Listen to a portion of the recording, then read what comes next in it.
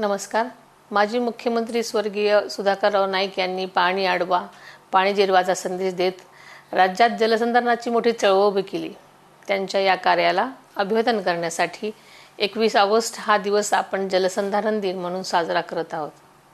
या निमित्तानं राज्यामध्ये 15 ते 21 ऑगस्ट दरम्यान जलसंधारण सप्ताह आणि 15 ऑगस्ट 2026 ते 26 जानेवारी 2027 या काळामध्ये व्यापक जलसंधारण अभियान राबवलं जाणार आहे. या अभियानांच्या अंतर्गत शाळा आणि महाविद्यालयामध्ये विशेष जनजागृती उपक्रम घेतले जातील. 21 ऑगस्ट रोजी प्रत्येक जिल्ह्यात 3 किलोमीटरची महावॉकॅथॉन वॉक फॉर वॉटर आयोजित केलेली आहे. युवकांसाठी 15 ते 19 ऑगस्ट दरम्यान माती आणि जलसंधारण या विषयांवर आकर्षक बक्षिसांची रील स्पर्धा देखील आयोजित करण्यात आली आहे. माती आणि पाणी ही केवळ निसर्गाची संपत्ती नसून आपल्या पुढच्या पिढीचं भविष्य आहे.